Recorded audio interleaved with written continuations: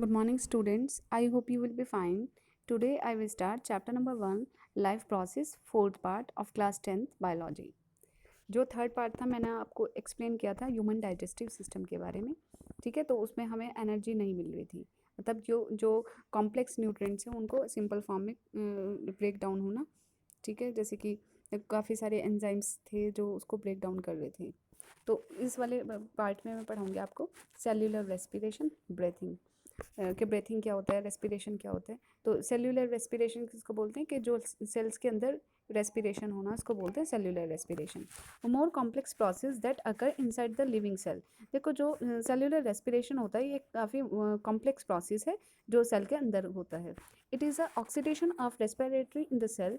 जो हमारा फूड है उसका ऑक्सीडेशन होना सेल्स के अंदर, and release of carbon dioxide and energy in the form of ATP. और फिर वहाँ से क्या रिलीज होगी, कार्बन डाइऑक्साइड और एनर्जी रिलीज होगी कौन सी फॉर्म में, एटीपी वाली फॉर्म में, जिसको बोलते हैं एडिनोसिन ट्राइफॉस्फेट। ठीक है, एडिनोसिन ट्राइफॉस्फेट कैसे लिखा जाता है,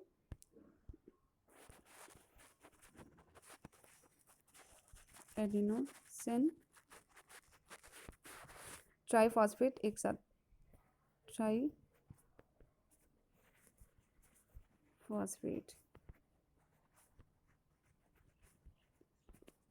एडिनोसिन ट्राइफॉस्फेट, ठीक है। फिर देखना है जो हमारा cellular respiration are of two types, aerobic respiration and anaerobic respiration. जो इसको ऑक्सीजन की प्रेजेंस चाहिए तो वो क्या है, एरोबिक रेस्पिरेशन, और जो एब्सेंस ऑफ ऑक्सीजन होता है वो होता है एनारोबिक रेस्पिरेशन। तो aerobic respiration, the oxidation of breakdown of respiratory substrate with the help of atmospheric oxygen is known as anaerobic respiration. के जो हमारा ग्लूकोज होता है उसका ब्रेकडाउन होना ऑक्सीजन के प्रेजेंस में, उसको बोलते हैं एरोबिक रेस्पिरेशन। और anaerobic respiration, oxidation of respiratory substrate in absence of oxygen is termed as anaerobic respiration. के जो बिना ऑक्सीजन के, मतलब ऑक्सीजन के एब्सेंस में जो ऑक्सीडेशन होता है उसको बोलते हैं anaerobic respiration. Respiration, breakdown of glucose, जो ग्लूकोज होता है C6H12O6, जो ग्लूकोज होता है उसका ब्रेकडाउन होना और किसकी प्रेजेंस में, ऑक्सीजन के प्रेजेंस में, और वहाँ से एनर्जी भी रिलीज होना, तो उसको बोलते हैं रेस्पिरेशन। फिर देखना है, देखो जिस टाइम पे डाइजेशन हुआ था, डाइजेशन में क्या हो गया था कि हमारा जो स्मॉल इंटेस्टाइन है उसमें कम्प्लीटली डाइजेशन हो गया था, विलाई के थ्रू जो न्यूट्रिएंट्स वगैरह है जो सिंपल फॉर्म थी वो एब्जर्व हो गई थी, और फिर उसके बाद वो एसिमिलेट हो गया था, मतलब ब्लड के साथ वो डिफ्यूज़ हो गया था, और फिर उसका यूटिलाइजेशन होना। तो उस फूड का जो यूटिलाइजेशन होना, वही तो रेस्पिरेशन की वजह से हमें एनर्जी मिलेगी। तो डाइजेशन के बाद हमारा क्या होगा, मतलब सेल ग्लूकोज वाली फॉर्म में बन गया। अब वो जो ग्लूकोज है वो हमारे सेल के साइटोप्लाज्म में जाएगा, और फिर उसको किस चीज़ में ब्रेक डाउन होगा, वो जो ग्लूकोज है जिसके कार्बन के कितने मॉलिक्यूल हैं, देखो यहाँ पे 6। तो ग्लूकोज का फॉर्मूला होता है C6H12O6, और वो साइटोप्लाज्म में वो ब्रेक डाउन होगा पायरुवेट में या फिर पायरुविक एसिड, और वहाँ से एनर्जी रिलीज होगी। और जो पायरुवेट होता है वो कितने में ब्रेक डाउन करेगा, 3 कार्बन मॉलिक्यूल्स में, 3 कार्बन के मॉलिक्यूल्स में। मतलब जो ग्लूकोज है, ग्लूकोज में 6 कार्बन होते हैं, तो 3 कार्बन के मॉलिक्यूल्स में वो ब्रेक डाउन करेगा और एनर्जी वहाँ से रिलीज होगी। फिर उसके बाद देखना है प्रेजेंस ऑफ ऑक्सीजन। अब प्रेजेंस ऑफ ऑक्सीजन किस में होता है, anaerobic respiration, sorry aerobic respiration. तो एरोबिक रेस्पिरेशन में क्या होता है, प्रेजेंस ऑफ ऑक्सीजन, जो कि हमारे सेल के माइटोकॉन्ड्रिया में होता है, और वहाँ से क्या रिलीज होगी, carbon dioxide plus water plus energy. उसके बाद है यहाँ पे जो हमारे मसल सेल होते हैं, हमारे जो मसल सेल्स में होता है वो होता है लैक ऑफ ऑक्सीजन, ठीक है। तो यहाँ पे एब्सेंस ऑफ ऑक्सीजन नहीं होगा, यहाँ पे होगा लैक ऑफ ऑक्सीजन। यहाँ पे देखो मैं लिख रही हूँ, यहाँ पे लिखा है ना एब्सेंस ऑफ ऑक्सीजन, तो यहाँ पे क्या होगा, लैक ऑफ ऑक्सीजन। यहाँ पे जो हमारे मसल सेल्स में है वो है लैक ऑफ ऑक्सीजन, के ऑक्सीजन की जो है वो कमी हो जाना। तो वहाँ पे जब हमारे मसल सेल में, देखो ये कैसे होता है, जब हम कोई फिजिकल एक्टिविटी ज़्यादा कर लेते हैं, जैसे कि स्विमिंग करना है, फिर कुछ एक्सरसाइज वगैरह करना, तो वहाँ पे ऑक्सीजन की जो है वो कमी हो जाती है, और वहाँ पे क्या प्रोड्यूस होती है, लैक्टिक एसिड और एनर्जी, जिससे कि आपको बाज़ दफ़ा फिजिकल एक्टिविटी करते हुए हमारी मसल्स में क्रैम्प आ जाते हैं, अकड़न वगैरह आ जाती है, तो किसकी वजह से, लैक्टिक एसिड। अब लैक्टिक एसिड का जो फार्मूला होता है वो ये है CH3CHOH, लेकिन ये इंपॉर्टेंट नहीं है, आपको बस यही याद रखना है कि लैक्टिक एसिड प्रोड्यूस होती है हमारे मसल सेल्स में। उसके बाद है absence of oxygen. Absence of oxygen किस में होता है, एनारोबिक रेस्पिरेशन में, और एनारोबिक रेस्पिरेशन में ये माइक्रो ऑर्गेनिज्म में होता है, ये यीस्ट में भी होता है। तो यहाँ पे क्या होगा, वो इथेनॉल जिसका फॉर्मूला आता है C2H5OH, और कार्बन डाइऑक्साइड रिलीज होगी और एनर्जी रिलीज होगी। तो आपको याद रखना है कि जो प्रेजेंस ऑफ ऑक्सीजन है उसका मतलब है एरोबिक रेस्पिरेशन होता है जो हमारे माइटोकॉन्ड्रिया में होता है, और वहाँ से क्या रिलीज होती है, कार्बन डाइऑक्साइड, वाटर और एनर्जी। और लैक ऑफ ऑक्सीजन जो है वो कहाँ पर होता है, हमारे मसल सेल्स में, जो क्या प्रोड्यूस करते हैं, लैक्टिक एसिड और एनर्जी। और उसके बाद है एब्सेंस ऑफ ऑक्सीजन, मतलब एनारोबिक रेस्पिरेशन होता है यीस्ट में, और वहाँ पे क्या प्रोड्यूस होता है, ethanol plus carbon dioxide plus energy, जो फर्मेंटेशन में यूज़ होता है। देखना यहाँ पे क्या है, जो ग्लूकोज है उसके मॉलिक्यूल कितने हैं, 6 कार्बन मॉलिक्यूल हैं, जो माइटोकॉन्ड्रिया में वो ब्रेक डाउन होगा पायरुवेट में, जो कि 3 कार्बन मॉलिक्यूल्स होंगे और एनर्जी। और उसके बाद है एब्सेंस ऑफ ऑक्सीजन, मतलब एनारोबिक रेस्पिरेशन। एनारोबिक रेस्पिरेशन किस में होता है, यीस्ट में, और वहाँ पे क्या प्रोड्यूस करेगा, ethanol plus carbon dioxide plus energy. ठीक है, फिर उसके बाद है लैक ऑफ ऑक्सीजन, देखो जो हमारे मसल सेल्स में होता है, और वहाँ पे क्या प्रोड्यूस होगी, लैक्टिक एसिड और एनर्जी। उसके बाद है प्रेजेंस ऑफ ऑक्सीजन, जो हमारे माइटोकॉन्ड्रिया में प्रेजेंट होती है, जो mitochondria is also known as power house of the cell. ठीक है, तो वो क्या प्रोड्यूस करेगा, carbon dioxide plus water plus energy. ठीक है, फिर देखना है the energy release during cellular respiration is immediately use to synthesize a molecule called ATP which is use to fuel all other activity in the cell. देखो जो energy release हो रही है ये हमारे सेल्युलर रेस्पिरेशन में, यहाँ पे देखना है कि जो हमारे सेल्युलर रेस्पिरेशन में जो एनर्जी रिलीज हो रही है, तो वो एकदम से किस में सिंथेसाइज कर लेगा, ATP के मॉलिक्यूल्स में सिंथेसाइज कर लेगा, जो हमारा एक फ्यूल है हमारे हर एक सेल्स का। ठीक है, जो भी हमारे सेल्स के अंदर एक्टिविटी होगी तो वो उसके लिए एनर्जी चाहिए, और जो वह एनर्जी है वो कौन देगा, ATP। ठीक है, in this process ATP is broken down, giving giving to giving the ATP is broken down giving rise to fixed amount of energy। देखो जो ATP होता है वो ब्रेक डाउन करेगा और फिक्स अमाउंट में एनर्जी जो है वो रिलीज करेगा, which can derive the endothermic reaction take place in the cell. जो हमारे सेल में एंडोथर्मिक जो रिएक्शंस होती है उसको डिराइव करेगा। ठीक है, कौन, ATP। उसके बाद है ATP is the energy currency for all cell most cellular processes, कि जो भी हमारे सेल्स के जो प्रोसेस होते हैं वो कौन करेगा, ATP, क्योंकि वो ATP जो है वो हमारी एनर्जी करेंसी है।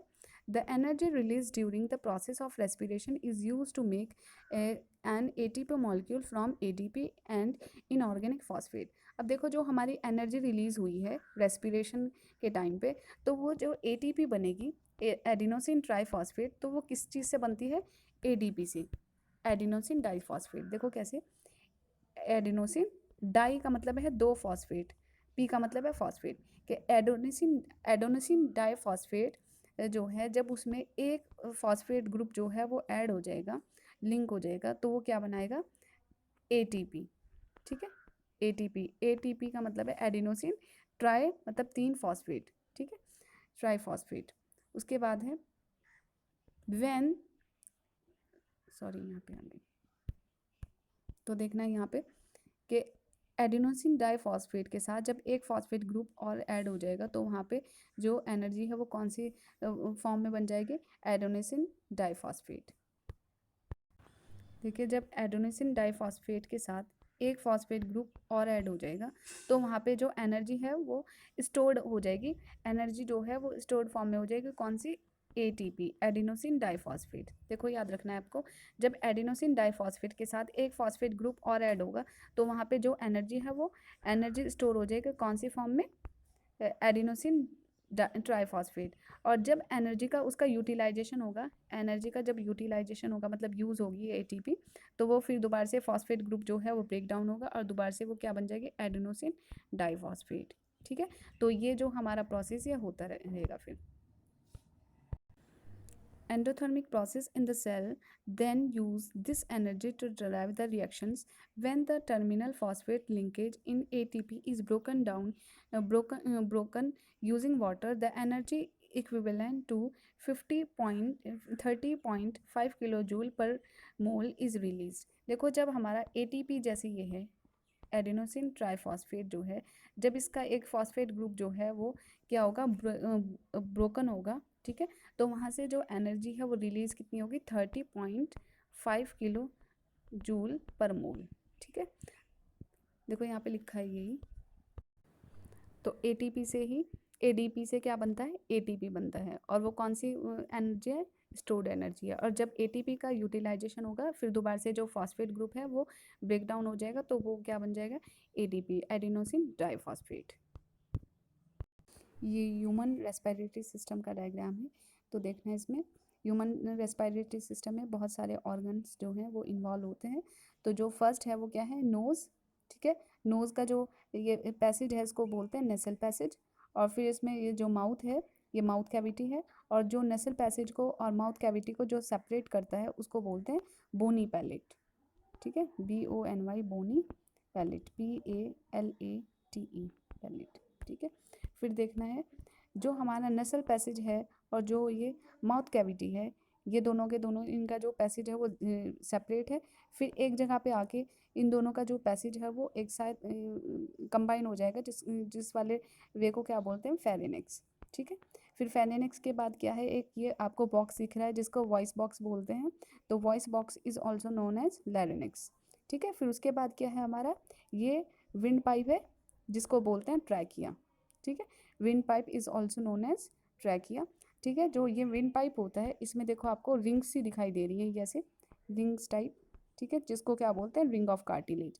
ये जो हमारा ट्रैकिया होता है किस चीज़ का बना होता है, रिंग ऑफ कार्टिलेज। और कौन सी शेप का होता है, ये ऐसी सी शेप का होता है। ठीक है, ये जो हमारे रिंग ऑफ कार्टिलेज, कार्टिलेज किसको बोलते हैं, हमारी एक बोन ही होती है। देखो जैसे हमारी बॉडी में मोस्टली जो है वो बोन प्रेजेंट होती है। ठीक है, लेकिन जो कार्टिलेज होती है वो हमारी सॉफ्ट बोन होती है। जैसे हमारे नोज़ की जो टिप्स होती है वहाँ पर भी क्या है, कार्टिलेज प्रेजेंट होती है। जो हमारा ईयर होता है, देखो आप ईयर को फोल्ड कर लो तो ये भी क्या है, ring of cartilage, sorry cartilage की बनी होती है। तो यहाँ पे जो हमारा विंड पाइप होता है ये किस चीज़ का बना होता है, रिंग ऑफ कार्टिलेज। और रिंग ऑफ कार्टिलेज का किस लिए होता है ये बना हुआ, क्योंकि रिंग ऑफ कार्टिलेज का हमारा जो ये ट्रैकिया होता है ये इसलिए बना होता है क्योंकि जो विंड पाइप होता है वो कॉलेप्स होने से इसको प्रिवेंट करता है। ठीक है, ring of cartilage prevent wind pipe from collapsing. ठीक है, तो कॉलेप्स होने से उसको क्या करता है, वो प्रिवेंट करता है। अब देखो जो हमारा रिंग ऑफ कार्टिलेज है वो इस तरह का होता है, सी शेप का। जैसे मैं आपको ड्रॉ करके दिखाती हूँ अभी, ये क्या है, सी शेप का है। और यहाँ पे क्या होती है, एक मेम्ब्रेन होती है। तो अगर ये पूरा मेम्ब्रेन का हो, रिंग ऑफ कार्टिलेज ना हो, तो ये क्या हो जाएगा, कॉलेप्स हो जाएगा। जैसे आप एक देखिए, एक आप पॉलीथीन है, ठीक है, तो उस पॉलीथीन में आप हवा भरिए, फिर आप उसको ऊपर की साइड पहले तो उसमें हवा भरिए, फिर उस हवा को आप दोबारा से वापस करिए, तो जो पॉलीथीन है वो आपस में चिपक जाएगी।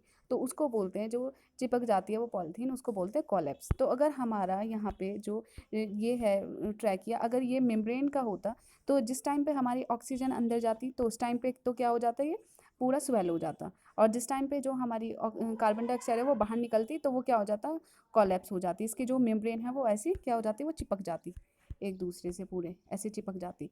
तो वो सफोकेशन भी होती उससे। तो जो मेन क्या है, रिंग ऑफ कार्टिलेज का हमारा ट्रैकिया किस लिए बना होता है कि ये कॉलेप्स होने से इसको प्रिवेंट करता है। ठीक है, फिर उसके बाद क्या है हमारा, जो ये ट्रैकिया है ये फिर 2 ब्रांचेस में डिवाइड हो गया। ठीक है, तो जो हमारे 2 ब्रांचेस को हम क्या बोलते हैं, ब्रोंकाई। ठीक है, ब्रोंकाई किसको बोलते हैं, प्लूरल जो वर्ड होता है ब्रोंकाई, और जो उसका सिंगुलर है वो है ब्रोंकस। देखो जो हमारा, जैसे कि ये क्या है, ट्रैकिया है, विंड पाइप है, और ये ऐसे 2 पार्ट्स में जो है वो डिवाइड हो गया। तो अगर एक को हम बोलेंगे तो उसको बोलेंगे ब्रोंकस, और जो दोनों है जैसे कि ये, तो ब्रोंकियल, ब्रोंकाई, सॉरी ब्रोंकाई। और अगर एक है तो ब्रोंकस। ठीक है, फिर उसके बाद जो हमारे ब्रोंकाई है वो फिर फर्दर डिवाइड होगी। ठीक है, तो फर्दर डिवाइड जब होगी तो देखिए क्या है हमारे, एक विंड पाइप है, फिर ये डिवाइड हो गई, फिर ये और फर्दर डिवाइड होगी। तो इनको फर्दर जब डिवाइड होगी ये, तो इनको बोलते हैं ब्रोंक्योल्स। और अगर सिंगुलर है तो ब्रोंकाई, ब्रोंक्योल। ठीक है, तो ब्रोंक्योल जो है वो सिंगुलर है और ब्रोंक्योल्स जो है प्लूरल है। मतलब अगर हम बहुत सारी ब्रोंक्योल ब्रोंकाई की बात करें तो ये क्या है, ब्रोंक्योल्स हैं। ठीक है, ऐसे डिवाइड होती रहेंगी, जैसे आपको ये दिख रहा है यहाँ पे। ठीक है, तो अगर एक है, बहुत सारी हैं, 2 हैं जैसे कि स्टार्टिंग में, तो ब्रोंकियाई। और ये फिर फर्दर डिवाइड होगी, उसको बोलते हैं ब्रोंक्योल्स। और फिर ये एक बैलून लाइक स्ट्रक्चर जो है आपको बैग दिख रहा है, ये क्या है, इसको बोलेंगे अगर एक है तो ब्रोंक्योल्स, सॉरी अल्वियोलस। और अगर बहुत सारे हैं तो अल्वियोलाई, या फिर अल्वियोलर सैक बोलते हैं उसको। ठीक है, सिंगुलर और प्लूरल वर्ड जो है वो, जैसे कि हमने इंग्लिश में पढ़ा है मोस्टली, जो है एस लगा दिया तो प्लूरल बन गया, और अगर एस को हमने रिमूव कर दिया सिंगुलर बन गया। लेकिन बायो में कुछ ऐसे वर्ड्स होते हैं जिसमें एस या ई एस लगाने से प्लूरल और सिंगुलर नहीं बनता। तो आपको याद रखना है ब्रोंकाई जो है वो क्या है, प्लूरल वर्ड है, और इसका सिंगुलर क्या है, ब्रोंकिया, ब्रोंकस। ठीक है, फिर अल्वियोलस जो है वो प्लूरल है और इसका सिंगुलर क्या है, बस एस हटा दीजिए इसमें, ब्रोंकियोल ये हो जाएगा। ठीक है, फिर अल्वियोलाई, अल्वियोलाई जो है वो प्लूरल वर्ड है और जो उसका सिंगुलर है वो क्या है, अल्वियोलस। ठीक है, या फिर अल्वियोलर सैक भी बोलते हैं। तो देखो इसको, ये क्या है, हमने जब इसको फर्दर डिवाइड किया तो यहाँ पे क्या बन गया, ये एक देखो बैलून लाइक स्ट्रक्चर बन गया है, जिसको बोलते हैं अल्वियोलाई। ठीक है, फिर जो हमारा ये लंग्स को जो प्रोटेक्ट किया गया है, ये बैग दिख रहा है आपको ये पूरा, तो इसको बोल देंगे रिब केज। ठीक है, रिब केज ने ये हमारे लंग्स को प्रोटेक्ट किया हुआ है। और जो आपको एक मस्कुलर जो पोर्शन दिख रहा है ये, इसको क्या बोलते हैं, डायफ्राम। ठीक है, तो डायफ्राम जो है वो हमारे सेपरेट करता है एब्डोमिनल कैविटी। एब्डोमिनल कैविटी किसको बोलते हैं, जो हमारे डाइजेस्टिव सिस्टम की जो कैविटी होती है जिसमें प्रेजेंट होते हैं स्टमक, स्मॉल इंटेस्टाइन, ठीक है, लार्ज इंटेस्टाइन। ये जो डायफ्राम से नीचे वाली जो कैविटी है उसको एब्डोमिनल कैविटी, और जो हमारे डायफ्राम से जो ऊपर वाली कैविटी है उसको बोलते हैं चेस्ट कैविटी या फिर थोरेसिक कैविटी। ठीक है, फिर देखना है जो लंग्स होते हैं इनके ऊपर एक बहुत पतला सा थिन मेम्ब्रेन होता है जिसको बोलते हैं प्ल्यूरा।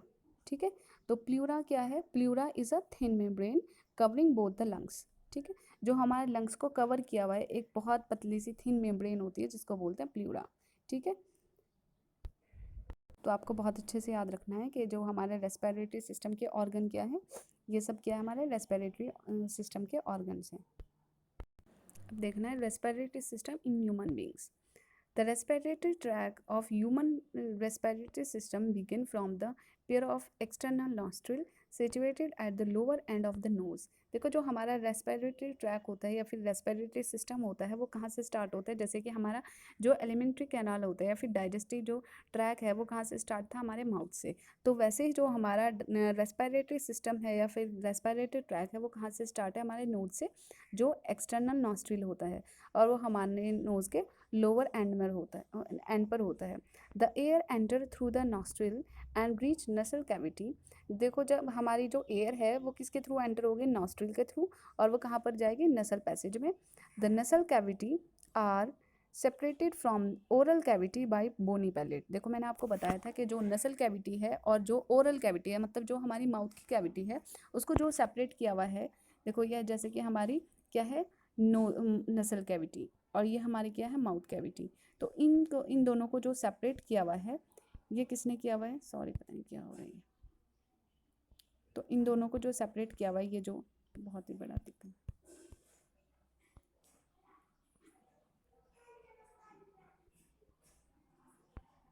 मतलब ये क्या है, जैसे हमारे नसल कैविटी और ये हमारी माउथ कैविटी है, मतलब ओरल कैविटी। तो इन दोनों को जो सेपरेट किया हुआ है, ये जो स्पेस दिख रहा है ये क्या है, बोनी पैलेट। ठीक है, फिर देखना है द टू नसल कैविटी सेपरेट नसल सेप्टम। अब देखो जो हमारे नसल कैविटी है उसको जो सेपरेट किया हुआ है, वो जो सेपरेट है किया हुआ है उसको क्या बोलते हैं, नसल नसल septum. Pharynx is a short vertical tube located at in the head at the back of buccal cavity. देखो जो हमारा फेरेनिक्स होता है वो एक शॉर्ट वर्टिकल ट्यूब है, ठीक है, जो लोकेटेड है हमारे बकल कैविटी के बैक साइड में। ठीक है, the pharynx provide passage into trachea through a slit like aperture call glottis. जो the pharynx provide passage into trachea, जो फेरेनिक्स होता है वो पैसेज प्रोवाइड करता है ट्रैकिया में।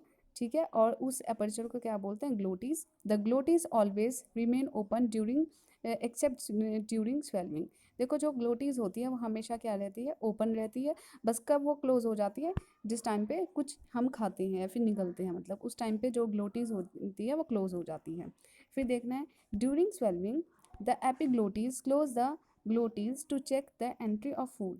देखो जो जिस टाइम पे हम कोई चीज़ खाते हैं तो जो एपिग्लोटीज है वो क्लोज हो जाती है, ठीक है, जिससे कि चेक किया जाए कि जो फूड है वो एंटर हो जाए। द ट्रैकिया और विंड पाइप एक्सटेंड डाउनवर्ड्स। फिर जो ट्रैकिया होता है, trachea is also known as wind pipe, वो क्या हो जाता है, वो एक्सटेंड हो जाता है, मतलब नीचे की साइड जाता है डाउनवर्ड डायरेक्शन में, downward through the neck and divide into two major bronchi. ठीक है, फिर जो हमारा ये ट्रैकिया होता है ये डाउनवर्ड डायरेक्शन में से जाता है और वो फर्दर क्या हो जाता है, डिवाइड हो जाता है किसमें, ब्रोंकाई में। ठीक है, one major bronchus enter right and left lungs. देखो एक जो मेजर जो ब्रोंकस होता है, ब्रोंकस मतलब सिंगुलर है और अगर प्लूरल है तो ब्रोंकाई, फिर ये क्या हो जाता है, ये डिवाइड हो जाते हैं एक लेफ्ट लंग्स में और एक राइट लंग में। ठीक है, in human being the respiratory organ are lungs which provide the surface area for the exchange of gases। देखो ह्यूमन बीइंग में जो रेस्पिरेटरी ऑर्गन होता है वो क्या है, लंग्स है, जो क्या प्रोवाइड करता है, गैसेस को एक्सचेंज करने में हेल्प करता है। The lungs lie in the thoracic cavity is separated from the abdominal cavity by a muscular partition called diaphragm। देखो जो हमारा जो थॉरेसिक कैविटी है, मतलब जो चेस्ट कैविटी है और जो एब्डोमिनल कैविटी है, उसको हमारे सेपरेट किया हुआ एक मस्कुलर पार्टीशन ने, जिसको क्या बोलते हैं, diaphragm. Each lungs each lung is enclose two membrane called pleura. ठीक है, जो हमारा हर एक लंग के ऊपर एक बहुत पतली सी मेम्ब्रेन होती है जिसको क्या बोलते हैं, pleura. The major bronchi further divided into secondary bronchi which sub divided into small tertiary bronchi and finally into still smaller bronchioles. देखो फिर जो है वो जो हमारी ब्रोंकाई है वो डिवाइड होती रहती है फर्दर, फिर प्राइमरी डिवाइड हो जाती है, फिर सेकेंडरी, फिर टर्शियरी और फर्दर लास्ट में किस चीज़ में डिवाइड हो जाती है, वो स्मॉल ब्रोंक्यूल्स में। Each bronchioles divided into alveolar sac. फिर जो लास्ट में जो हमारा ब्रोंक्यूल्स होते हैं वो क्या हो जाती है, फिर फर्दर डिवाइड होके और एक क्या हो जाती हैं, बैलून लाइक स्ट्रक्चर, मतलब bunch of grapes like structure, जिसको बोलते हैं हम अल्वियोलर सैक या फिर अल्वियोली। ठीक है, bronchi and their branches bronchi and their branches give the appearance of bunch of grapes. देखो जो ब्रोंकाई होती है, ठीक है, उसकी जो ब्रांचेस होती हैं वो इस तरह की, और जो लास्ट में अल्वियोलर होता है वो इस तरह का होता है जैसे कि बंच ऑफ ग्रेप्स की स्ट्रक्चर होती है। The alveolar sac are also called alveoli. जो अल्वियोलर सेक होता है उसको हम क्या बोलते हैं, अल्वियोली बोलते हैं। It is closely surrounded by network of blood capillaries. ठीक है, जो आपको ये दिख रहा है ना, अल्वोलर सेक जो है वो बंच ऑफ ग्रेप्स की स्ट्रक्चर होती है, तो इसमें बहुत सारी ब्लड कैपिलरीज प्रेजेंट होती है, एक नेटवर्क होता है ब्लड कैपिलरीज का। The large surface area are available for exchange of gases to fulfil our requirements of the pigment haemoglobin present in the red blood cells of blood. देखो जो ये lungs होता है, ठीक है, और जो अल्वोलर सैक होता है वो एक काफ़ी लार्ज सरफेस एरिया है जो एक्सचेंज गैसेस करने का, जो हमारे रिक्वायरमेंट्स को कंप्लीट कर सके। ठीक है, फिर देखना है आपको कि जो हमारा जैसे कि ऑक्सीजन गई, मैं आपको दिखाती हूँ अभी डायग्राम। अब देखना है, देखो जो हमारी ऑक्सीजन है देखो नेसल पैसेज के थ्रू जाएगी, फिर उसके बाद ट्रैकिया विंड पाइप में, फिर वो ब्रोंकाई में डिवाइड हो जाएगी, फिर आगे ब्रोंक्यूल्स वगैरह में जाके फिर लास्ट में वो अल्वोलर सैक में पहुंच जाएगी ऑक्सीजन। ठीक है, अब ऑक्सीजन जो है वो हमारी इतनी सॉल्यूबल नहीं है ब्लड के साथ। ठीक है, तो ऑक्सीजन जो है वो लेस सॉल्यूबल है ब्लड के साथ। अब जो हमारा ब्लड होता है उसमें एक पिगमेंट प्रेजेंट होता है रेड ब्लड सेल में जिसको बोलते हैं हेमोग्लोबिन। ठीक है, क्या बोलते हैं उसको, haemoglobin.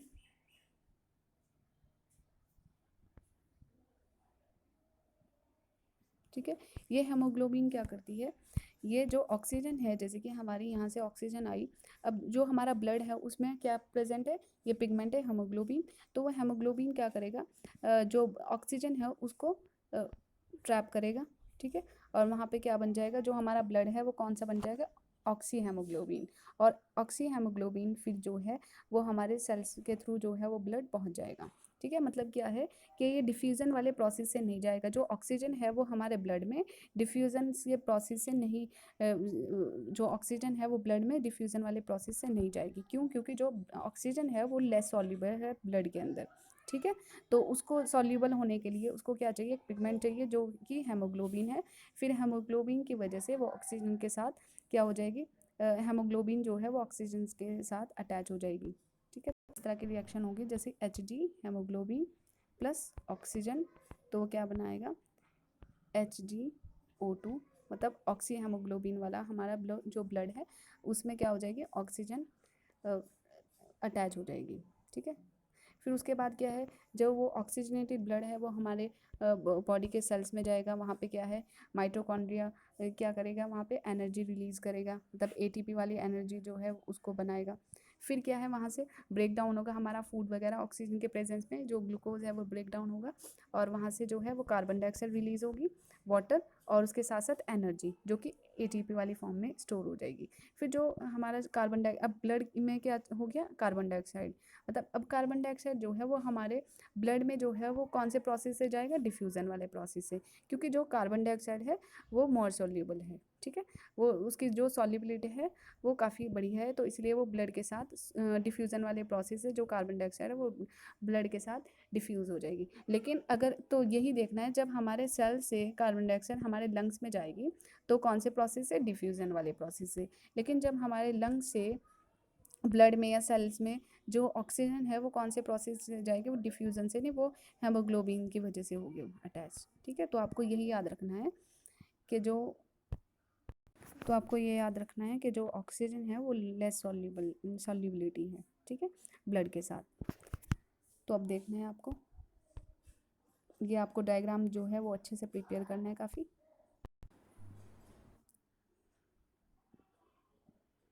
The pigment hemoglobin present in the RBC of blood add an efficient supply of oxygen to reach and energy cell of the body, के जो हमारे RBC के अंदर जो पिगमेंट होता है, जिसको जैसे कि क्लोरोफिल के अंदर एक जो प्लांट के अंदर एक ग्रीन कलर का पिगमेंट होता है क्लोरोफिल, वैसे ही हमारे ब्लड के रेड ब्लड सेल्स में एक पिगमेंट होता है जिसको बोलते हैं हेमोग्लोबिन। ठीक है, तो हेमोग्लोबिन ही क्या करेगा, वो ऑक्सीजन को सप्लाई करेगा हमारे सेल्स में, क्योंकि जो वो ऑक्सीजन जो है वो कंबाइन हो जाएगी हेमोग्लोबिन के साथ, और वहाँ पे ब्लड जो है कौन सा बन जाएगा, ऑक्सी हेमोग्लोबिन।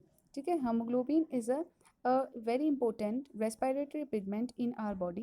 देखो, जो हेमोग्लोबिन होता है वो हमारी एक रेस्पिरेटरी पिगमेंट काफ़ी इंपॉर्टेंट है हमारी बॉडी में। The voice box is called larynx, और वॉइस बॉक्स को क्या बोलते हैं हम, लैरिंक्स। ठीक है, in male it often become prominent and protrude out and often called Adam's apple. Inside the larynx are two vocal cords.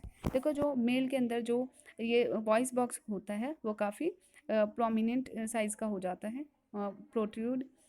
ठीक है, और वो क्या बन जाता है, थ्रॉट में आदम्स एप्पल बन जाता है, और इसके अंदर क्या प्रेजेंट होते हैं, टू वोकल कॉर्ड प्रेजेंट होती हैं। ठीक है, लेकिन जो फीमेल है उसकी बॉडी में ये नहीं बनता आदम्स एप्पल। ठीक है, तो आपको अच्छे से रेस्पिरेटरी जो सिस्टम है उसको अच्छे से पढ़ना है। ठीक है, उसका डायग्राम जो है उसको प्रैक्टिस करनी है। That's all for today.